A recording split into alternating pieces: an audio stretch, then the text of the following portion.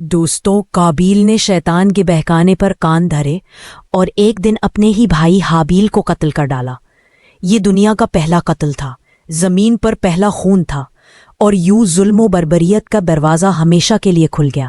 رسول اللہ صلی اللہ علیہ وسلم نے فرمایا، دنیا میں جب بھی کوئی ناحق قتل ہوتا ہے تو اس کا ایک گناہ حضرت آدم کے بیٹے کابیل کے سر ضرور جاتا ہے، کیونکہ اس نے سب سے پہلے قتل انسانی کی بنیاد رکھی۔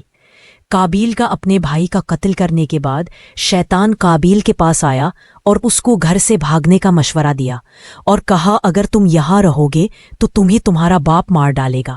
لہٰذا کابیل اپنی بیوی کو لے کر عدن چلا گیا اور وہاں کے پہاڑیوں میں جا بسا، اور وہاں جا کر کابیل کی نسل بڑھنے لگی۔ وہاں شیطان نے اسے مزید بہکایا۔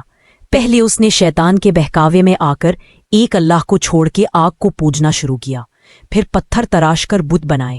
یوں کابیل اور اس کی اولاد نے توحید چھوڑ کر بت پرستی شروع کر دی۔ دنیا میں شرک، فساد اور خونریزی کی بنیاد کابیل ہی نے ڈالی۔ اسی طرح کابیل کی نسل یعنی بنی کابیل میں بت پرست اور آگ کی پوجا کرنے والوں کی بنیاد پڑی۔ ادھر حضرت آدم اور حضرت حوا علیہ السلام پر غم کا پہاڑ ٹوٹ پڑا۔ وہ اپنے پیارے بیٹے حابیل کو یاد کر کے گھنٹوں آنسو بہاتے۔ حابیل ایک نیک، سعادت مند اور فرمان بردار نوجوان تھا۔ حضرت آدم علیہ السلام کو یقین تھا کہ وہ ان کے بعد دین الہی کی خدمت کرے گا۔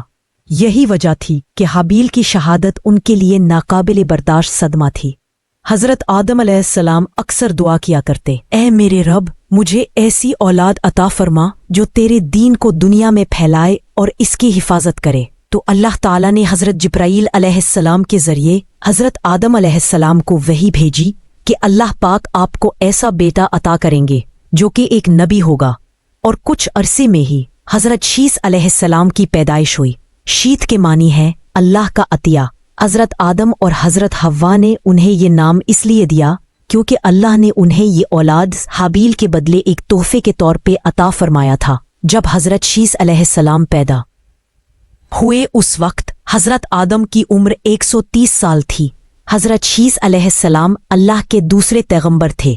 اللہ نے اس دنیا میں 100 صحیفے نازل فرمائے اور 4 کتابیں نازل فرمائیں، جن میں سے 50 صحیفے صرف حضرت شیس علیہ السلام پر نازل ہوئے تھے۔ ان صحیفوں میں وہ اصول، قوانین اور ضابطے تھے جن سے انسانیت اور زندگی منظم ہوتی ہے۔ حضرت شیس کو جنت کے احوال بتائے، اچھے اور برے کی پہچان کروائی۔ جیسے جیسے حضرت شیس جوان ہوتے گئے، حضرت آدم کی تعلیم و تربیت رنگ لاتی رہی۔ حضرت آدم نے آپ کو دعوت و تبلیغ کے طریقے سکھائے، دن رات کی گھڑیوں کی پہچان کروائی، ان اوقات میں کی جانے والی عبادتوں کی تعلیم دی اور طوفانی نوح کے بارے میں بھی آگاہ کیا۔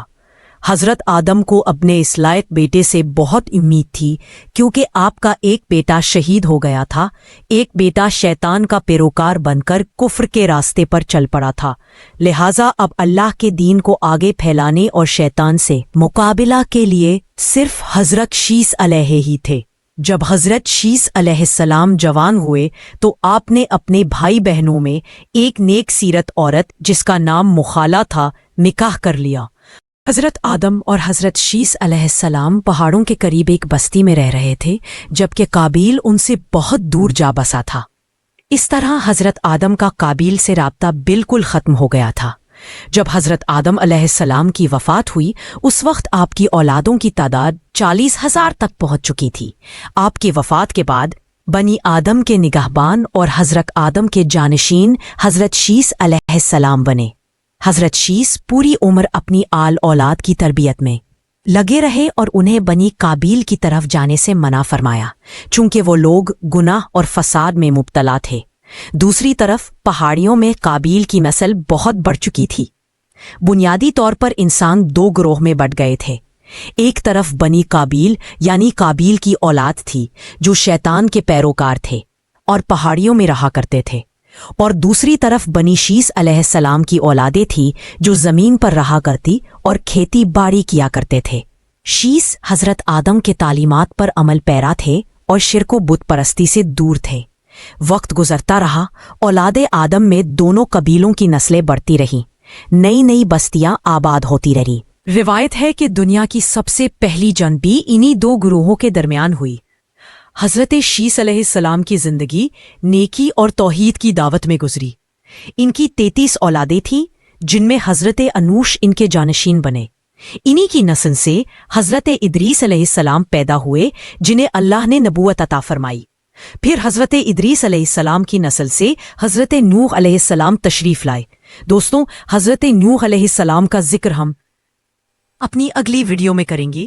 یہاں میں آپ کو یہ بتاتی چلوں کہ جب حضرت نوح علیہ السلام کے دور میں جب عظیم طوفان آیا تو طوفان کے بعد آپ کے 3 بیٹے باقی رہے جن کو آپ نے 3 مختلف علاقوں میں آباد کیا۔ سام، ان کی نسل سے عرب اور وسط ایشیا